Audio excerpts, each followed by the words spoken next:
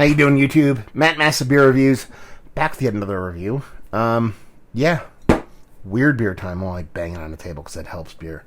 In the form of Tattered Flag Brewing. I think I did maybe one of their beers before review-wise. This one I actually picked up at the brewery. I was out in Harrisburg, been out there as of late visiting family, and ended up finally visiting the brewery. And this one piqued my interest because of what it is. And what it is Kursk, okay? This is part of their Cachet series, and it is a barrel-aged, okay, golden, okay, stout. Not unheard of, but you don't see a lot of golden stouts. With Brett, okay. Now we're starting to deal in a whole different directions. Why stop there? It is an ale, okay, and it's conditioned over caramel. Sure. Crushed peanuts, why not? And green apple puree. A lot of moving parts in this beer. Yeah, and I think this is bourbon whiskey barrel aged. Let's read the back. Probably tells us rather than speculation. On the back it says the Battle of Kursk, and it talks about the battle. Yeah, it doesn't actually say. I think this is a bourbon barrel. We're gonna find out. Hopefully, it shows in the beer. We'll see what's what. It is wax covered. Yeah, like I said, I visited a brewery, sat there, had a couple beers, and enjoyed what I had there. Humongous brewery, like ridiculous, gigantic. They're a distillery too, but there it was like crazy huge. Like probably one of the biggest. Not one of. It was the biggest brewery I've ever been into that wasn't like an industrial warehouse. You know what I'm talking about? And that's a lot of breweries nowadays. But this is an nice old building, and it was just absolutely gigantic. Okay, let's see what the sucker has. Label-wise, I kind of really dig it. It reminds me of kind of... get like Anchor Steam vibes off of it. You know, just because of the nautical theme or something like that. So I went for a normal pour, but started to get a little aggressive because I wasn't getting much ahead off of it. Now, you're talking about a golden stout. I mean, I've had a couple. I think I've reviewed a couple, to be perfectly honest with you. It's kind of what they look like. From a distance, though, if you poured this out blind and I had no idea what was coming, I would say that would be a couple different things. Could be somebody's hazy, Saison, Belgian Golden, a couple different things. Tight, compact bubbles, not much of a head, and an aggressive pour ended up with like maybe a 16th of a pinky finger. And yeah, a little bit of soft particulate, very much apple cider like and look. Let's put it that way. So we're talking about apples, peanuts, barrel aging. I think it's at least a whiskey barrel. Bubble. I'll pop it. And a stout, a white stout with Brett. A lot of stuff to keep in mind here. Let's see how the nose goes. Okay. It's aggressive. It reminds me if you blended a single malt Scotch whiskey with a Irish whiskey. And a freshie at that. Because what I'm getting here is apple. I'm getting that apple, and I'm definitely getting that caramel. But that caramel comes off as like a malt sweetness almost, as opposed to just a base caramel sweetness. But since you know it's there, you can kind of be like, okay, that's where that's coming from. And then you get that, alcohol kind of hit, that isopropyl kind of alcohol evaporativeness that I just attribute with a little bit of Band-Aid-y vibes that I attribute to a lot of kind of like a Euro whiskey, like I said, like a Scotch whiskey, kind of Irish whiskey, stuff like that. It comes off more of like a spiced kind of spirit, whiskey spirit, as opposed to a white stout. I'm not really getting much as far as stout characteristics. There's a graininess in there. There's a slightly kind of like toasted, I don't want to say roasted malt, but a slightly toasted malt that kind of, you're digging for a little bit of stout vibes. I can get that, but I've gotten that from other bits and pieces before in beer. This smells more like a slightly hot Band-Aid phenolic kind of whiskey barrel-aged beer that barrel's taken over. So is that barrel whiskey? If it is, and then you throw in that combination of that apple, it kind of climbs on top of itself and just gets more kind of barrel whiskey leaning more than anything else. When I say Scotch, I say Scotch like a Speyside Scotch. There's no like peat mossiness to it. You do get that Band-Aid phenolic that you get from an Islay Scotch, but there's no peatiness. So like maybe a blend. That's why I'm going like a blend. You don't want to have it just full-on kind of peaty. It's more of a Band-Aid phenolic with that kind of evaporative alcoholness, that kind of isopropyl kind of whiff you get every now and then when you're cleaning something and it has that going on. So it smells hot. And I don't think it's a huge beer. What was the ABV in this sucker? I want to say it was like relatively low. Like it might be right around 10, if not a little bit smaller. I don't think it says on the label, which is kind of poopy. But we'll see what's what. So I gotta dive in this. Kind of curious. Let's dive in. Cheers.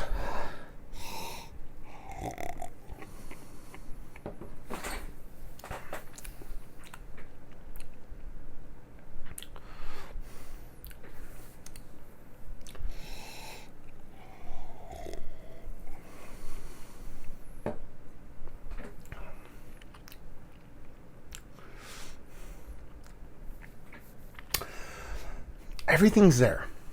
I mean, you get, well, besides the peanuts, I don't know what the peanuts really do, but caramel's definitely there. Definitely get those apples. You definitely get that whiskey kind of hit. It comes off more like a Band-Aid rubbing alcohol in like smell than actually in experience. It's smell and taste, but not in like impact. Like I'm not getting heat off this, but it's you know, a lot of times when you get heat from a big barrel-aged beer, you smell that kind of big alcohol presence. Or, like I said, if you do get that Band-Aid phenolic in there, you get those kind of things, and then it hits you with the heat in almost that sensory is hand in hand with heat. You're like, here's the heat, here's those other things, here's that Band-Aid, here's that alcohol pop. I'm getting those kind of senses, but I'm not really getting that pop of heat in it. So it's kind of weird because they're coming from other things rather than the hotness of the beer.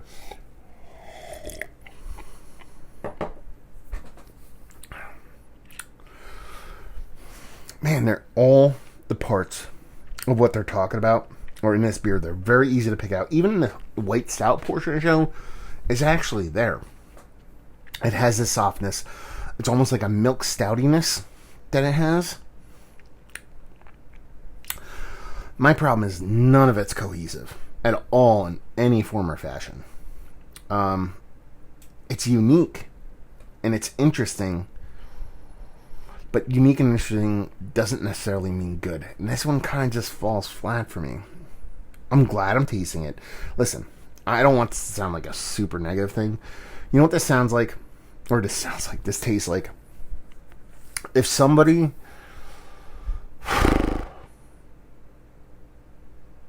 I'm trying to think of a beer I would equate with it, because that would make kind of tie it all together, because it has stout vibes, but it's not getting all the way there. An Imperial Cream Ale. If you had an Imperial Cream Ale, okay, and then you know, you're cleaning up at the end of the night and there's a glass with like, you know, half glass of Imperial Cream Ale, and then you're kind of just pouring and dumping everything into one glass, and you poured a little bit of like green apple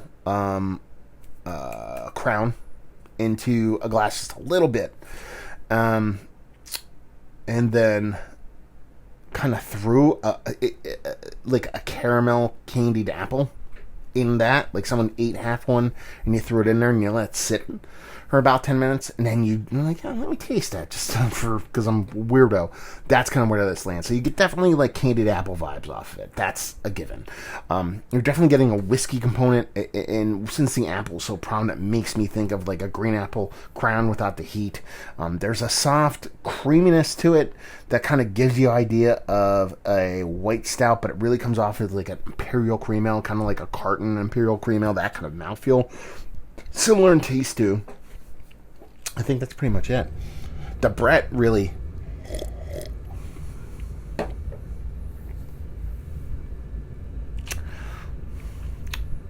It's not sour.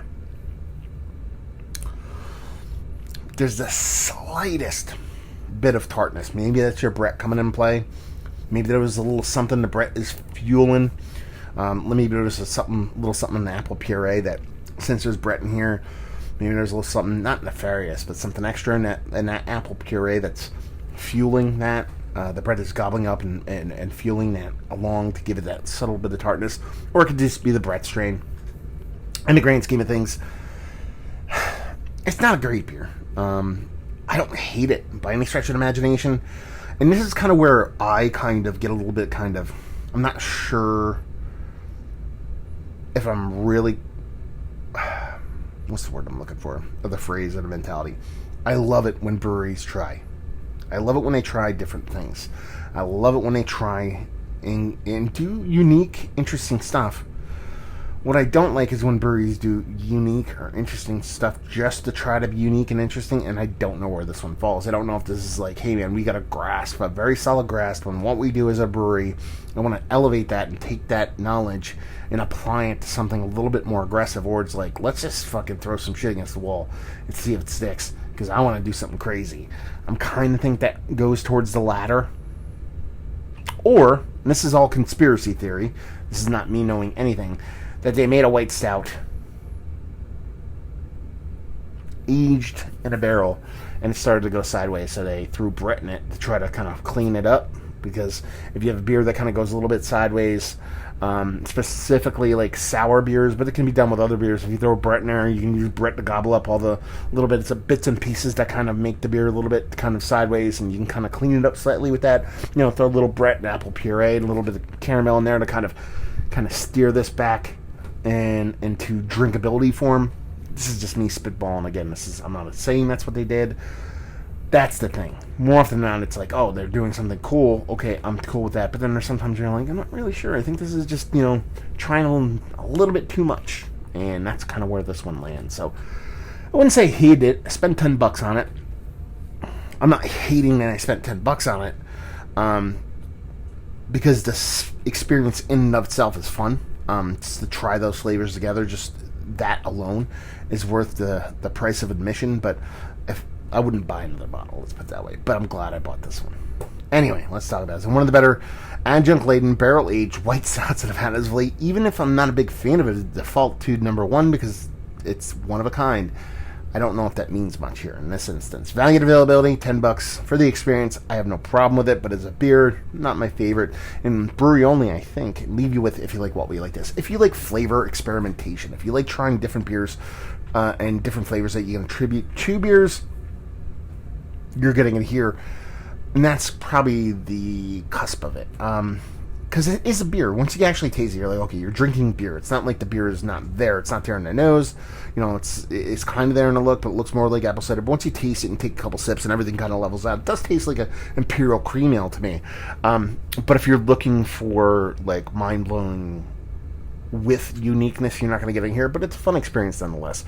Let's put it this way. If I was at the brewery and they had this for $10 a bottle, and I was with 2 or 3 friends, I have no problem everybody throwing down. If you walk into that brewery, everybody throw down your $3.33, all 3 of you, crack one open. It's a fun experience for that. To drink this whole bottle to my head will not happen.